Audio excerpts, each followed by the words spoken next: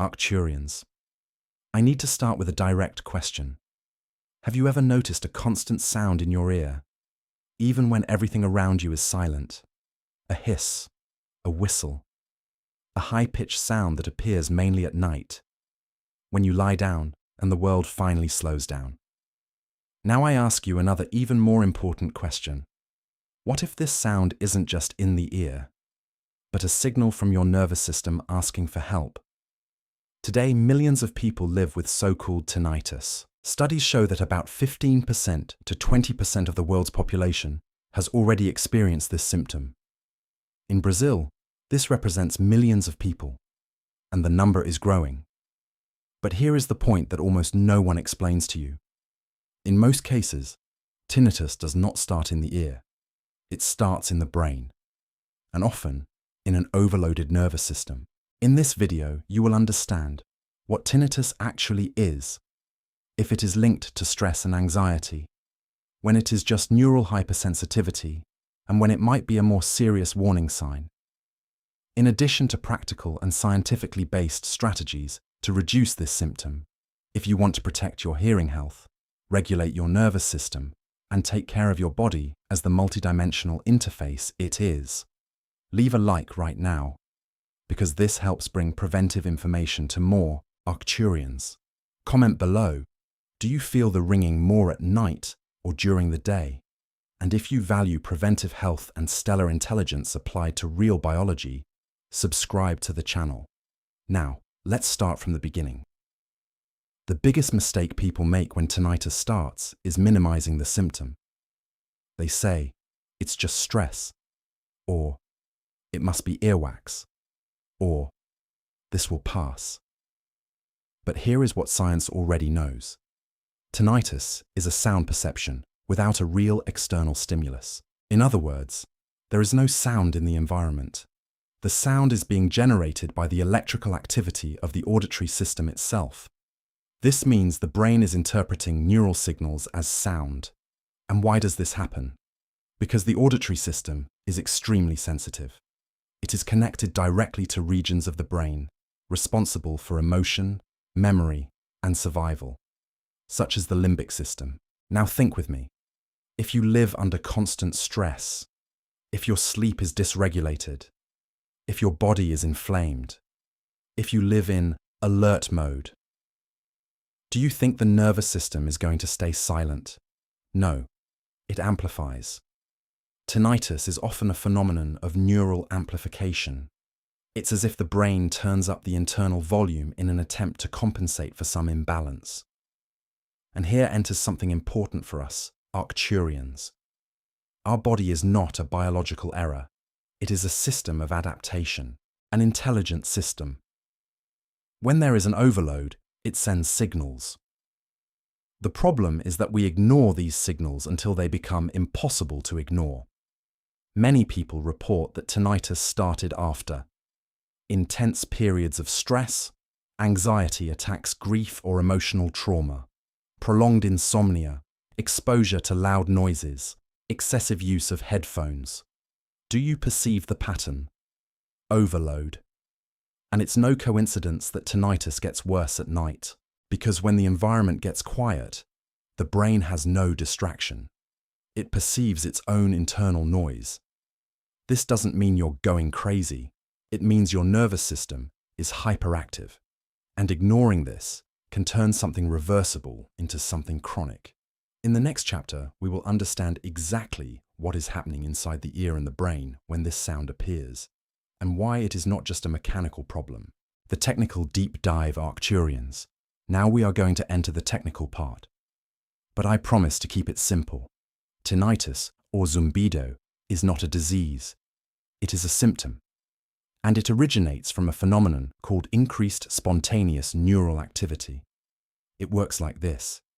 Inside the inner ear, there is a structure called the cochlea. Within it, we have extremely delicate sensory cells, the hair cells. They capture sound vibrations and transform these vibrations into electrical signals that are sent to the brain. So far, so normal. The problem begins when these cells suffer some kind of damage or overload, whether from excessive noise, aging, inflammation, or metabolic stress. When this happens, the brain receives less real sound information. And what does it do? It compensates. It increases the gain of the auditory system. It's like turning up the volume on a television when the signal is weak. And that's when the internal sound arises. It's not the ear creating sound. It's the brain trying to compensate for the lack of adequate auditory input. Now comes the part that few people explain. The auditory system is deeply connected to the limbic system, which regulates emotions, and to the autonomic nervous system, which regulates stress. This means that tinnitus is not just auditory, it is neurological. When the nervous system is in a state of chronic alert, high cortisol, poor sleep, muscle tension, the brain becomes hyperexcitable. Neurons start firing more than they should. And this hyperexcitability can be perceived as sound. Here enters a vision I like to bring to the Arcturians. Our body functions as a multidimensional interface. It translates electrical stimuli into sensory experiences. When the electrochemical balance is out of adjustment, perception changes. It's not mystical, it's neurophysiology. Now, an important piece of data. In many cases, ear exams show nothing wrong, and this frustrates the person. But the problem may lie in the central modulation of sound, that is, in the brain. This explains why two people with the same degree of hearing alteration can have completely different experiences with tinnitus. One suffers intensely, the other barely notices. Why? Because the brain decides what is a threat and what is irrelevant. And this leads us to the next crucial point. If the brain interprets the tinnitus as a threat, it amplifies it. If it learns that the sound is not dangerous, it can reduce the perception. And this gives us enormous therapeutic hope. In the next chapter, we will understand how stress and the nervous system in survival mode can be the fuel that keeps the tinnitus active. Survival mode and the tinnitus cycle. Arcturians. Here is a truth that few professionals say clearly. Tinnitus rarely thrives in a regulated nervous system. It intensifies in a nervous system in survival mode. Let me explain. Your autonomic nervous system has two major modes of operation. 1. Sympathetic, alert, fight or flight. 2. Parasympathetic, rest, regeneration, safety. When you live under constant pressure, deadlines, conflicts, information overload, poor sleep, the sympathetic system dominates. This means elevated cortisol, cervical muscle tension, shallow breathing, fragmented sleep, increased brain vigilance. Now think, does a brain in vigilance mode become more sensitive or less sensitive? More sensitive. It starts scanning the environment for threats.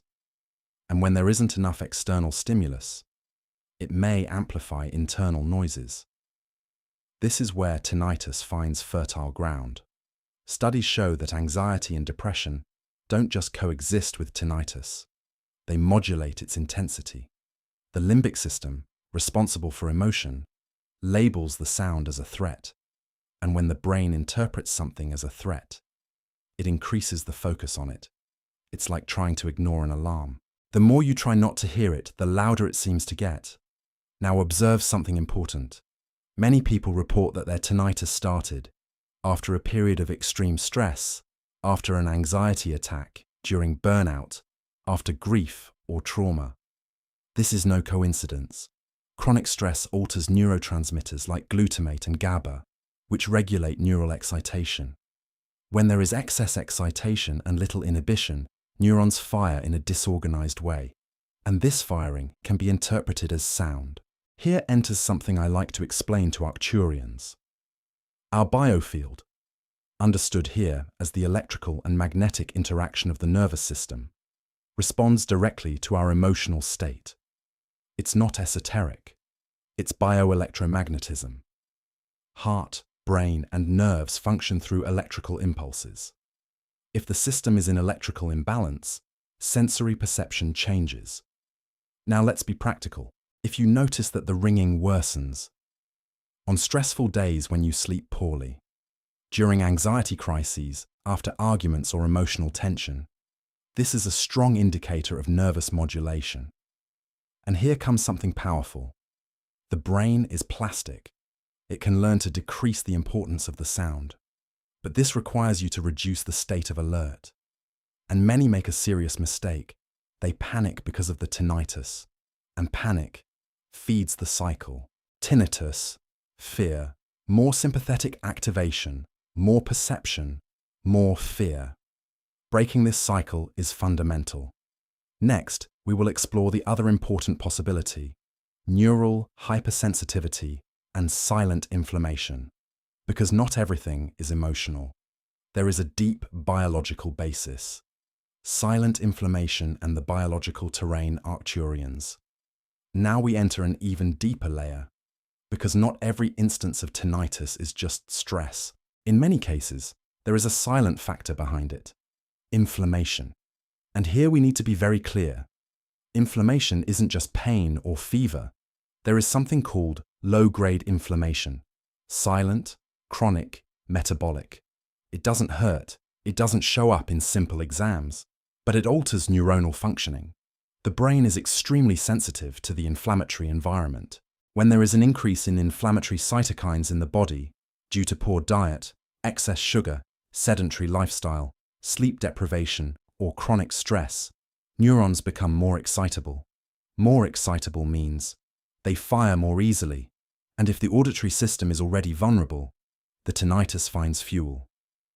Now let's talk about something practical. Common nutritional deficiencies associated with increased auditory symptoms. 1. Magnesium. It regulates calcium channels in neurons. Without enough magnesium, the neuron becomes more prone to hyperexcitability.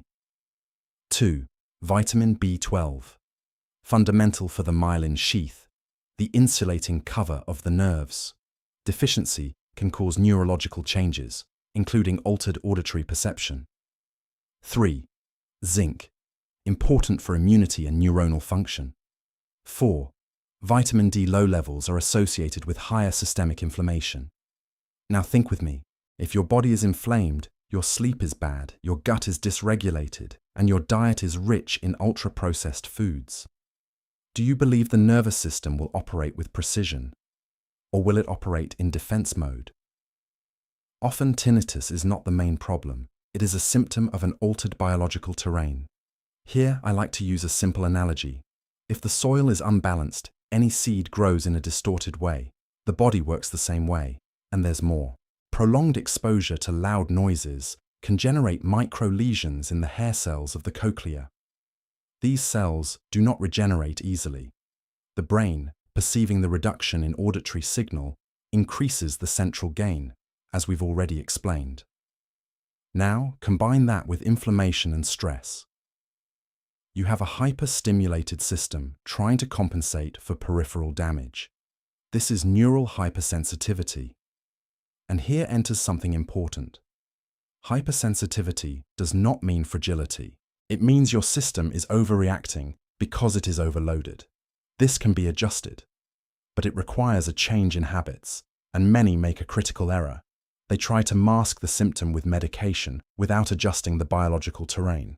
It's like turning off the alarm without putting out the fire. Next, we will talk exactly about the most common mistakes that worsen tinnitus, and that most people continue to make without realizing it. Habits that feed the ringing Arcturians. Sometimes, what keeps the tinnitus going isn't a serious disease. It's daily habits. Small adjustments can significantly reduce the intensity of the symptom. But first, we need to talk about the mistakes. 1. Excess caffeine and stimulants. I know, this part hurts. Excess coffee increases adrenaline and can raise neural excitability. For some people, it makes no difference.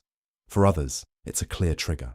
If your nervous system is already hyperactive, adding stimulants is like throwing gasoline on an overloaded electrical circuit. Simple test. Reduce it gradually for 2 to 3 weeks and observe. 2. Constant use of headphones. Mainly in-ear headphones. Even at moderate volume, prolonged use keeps the auditory system in a state of continuous stimulation. The brain doesn't rest. And the auditory system needs periods of physiological silence. If you use headphones for hours every day, your ear is not getting recovery time. 3. Ignoring cervical tension and bruxism. Few people know this. The muscles of the neck and jaw have neurological connections to the auditory system. Chronic tension can modulate the perception of tinnitus. Do you wake up with a sore jaw? Do you feel stiffness in your neck? This could be contributing. Sometimes cervical physical therapy reduces the symptom more than any medication. 4. Dysregulated sleep. Poor sleep increases inflammation and reduces GABA, an inhibitory neurotransmitter. Less GABA, more neural excitability, and this can amplify the tinnitus. Bad sleep isn't just tiredness, it is electrical dysregulation of the brain. 5. Self-medication. Some medications are potentially ototoxic. Excessive anti-inflammatories, certain antibiotics, and even some antidepressants can influence auditory perception. Never adjust medication without medical guidance, but be aware. 6. Focusing obsessively on the sound. This is one of the most important. The more you monitor the tinnitus, the more the brain understands that it is relevant, and the brain prioritizes what seems important. This doesn't mean ignoring the symptom. It means reducing the emotional load associated with it. The less of a threat it represents, the less the limbic system amplifies it. Now I ask you, which of these mistakes do you recognize in your routine? Comment below. This helps other Arcturians perceive similar patterns. In the next chapter, we will talk about something crucial. Because although many cases are functional and modifiable, there are situations where tinnitus can be an important warning sign, and ignoring it can be dangerous. Red flags. When to seek a doctor.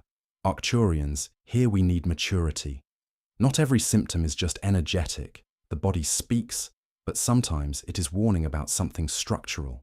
There are signs that require medical evaluation. Pay attention. 1. Persistent unilateral tinnitus. If the sound occurs in only one ear and is constant, especially if accompanied by progressive hearing loss, it must be investigated. It could be just common auditory alteration, but in rare cases, it may be associated with alterations of the auditory nerve, such as a neuroma, vestibular schwannoma. Rare? Yes. Ignorable? No. 2. Pulsatile tinnitus, in rhythm with your heart. If the sound seems to follow your heartbeat, like an internal thump-thump, this may have a vascular relationship. Possible causes include alterations in blood pressure, vascular turbulence, problems in local circulation. If you hear your own pulse in your ear, especially when lying down, it is fundamental to have it evaluated. 3. Tinnitus accompanied by intense dizziness imbalance, sudden hearing loss, strong ear pain. This may indicate conditions such as labyrinthitis, Meniere's disease. Sudden hearing loss, which is a medical emergency. Sudden hearing loss needs rapid treatment. The sooner it is treated, the greater the chance of recovery. 4. Uncontrolled blood pressure. Hypertension can intensify tinnitus. If your pressure is frequently elevated, the sound may be a reflection of vascular stress. Unfortunately, cardiovascular diseases are still one of the leading causes of death in Brazil. Ignoring signs can cost you dearly. Now, I want you to understand something fundamental. Seeking medical evaluation does not invalidate your galactic consciousness. On the contrary, taking care of the physical body is honoring your multidimensional interface. Stellar intelligence is not about denying science. It is about integrating it. If you perceive that your tinnitus appeared abruptly, is progressively worsening, is accompanied by other neurological symptoms, do not wait. Get it evaluated. Prevention saves auditory function. In the next chapter, we will enter the most practical part of all. What you can start doing today to reduce the intensity of the tinnitus and regulate your nervous system. Practical strategies for recalibration. Arcturians. The brain is plastic. This means it learns. If it learned to amplify the sound, it can also learn to reduce it. But this requires strategy. Let's go straight to what works. 1. Regulating sleep is an absolute priority. It is not optional. During deep sleep, the brain recalibrates neural circuits and reduces inflammation. If you sleep 5 hours a night and wake up scrolling through your phone, your nervous system never enters real regeneration. Practical steps. Sleep and wake up at the same time. Avoid screens 1 hour before sleeping. Reduce white light at night. Do not consume caffeine after 3 p.m. Expose yourself to sunlight in the morning. It sounds simple, but few do it. 2. Breathing to activate the vagus nerve. If the tinnitus worsens with anxiety, you need to regulate the parasympathetic system. Test it now. Inhale for 4 seconds. Exhale slowly for 6 or 8 seconds. Do this for 3 minutes. Long exhalation activates the vagus nerve, which reduces neural excitability. This is vibrational medicine applied to real physiology. Breathing regulates bioelectricity. 3. Anti-inflammatory nutrition. It's not a fad diet. It's about reducing inflammatory stimuli. Avoid ultra-processed foods, excess sugar, refined vegetable oils, frequent alcohol. Include fish rich in omega-3, leafy greens, nuts, red fruits, adequate water. An inflamed gut increases systemic inflammation, and an inflamed brain amplifies internal noise. 4. Magnesium, with professional guidance. Magnesium can help in neural modulation, but it is not a magic supplement. It works best when associated with adequate sleep, stress reduction, correction of real deficiencies, always with individual evaluation. 5. Sound therapy. Absolute silence can increase the perception of tinnitus. Light white noise or natural sounds at night can help the brain desensitize. The goal is not to mask it forever. It is to teach the brain that the sound is not a threat. 6. Moderate physical exercise. Exercise improves circulation, reduces inflammation, and regulates neurotransmitters. But be careful. Excess training can also increase stress. Balance. 7. Working on the emotional response. Perhaps the most important. When the tinnitus appears, instead of reacting with fear, try saying mentally, "I am safe." This sounds simple, but it reduces the activation of the limbic system. And when the limbic system slows down, the amplification reduces. The brain does not amplify what does not threaten it. Now I ask you a direct question. Are you willing to regulate your system, or do you want to keep just waiting for the sound to disappear on its own? Comment here which of these strategies you are going to start today. In the next chapter, we will integrate everything. Because tinnitus can be more than a symptom. It can be an invitation to recalibration. Conclusion. What you do from today. Onward, Arcturians. After everything we've explored, I want you to look at tinnitus in a different way. Not as an enemy, but as a signal. Your body does not create symptoms by chance. It responds to overload, inflammation, tension, sleep deprivation, emotional stress, excess sensory stimulus. Tinnitus is often the reflection of a nervous system that is operating above its limit. And here enters an essential point. Your body is a multidimensional interface. It translates internal states, electrical, hormonal, inflammatory, into perceptive experiences.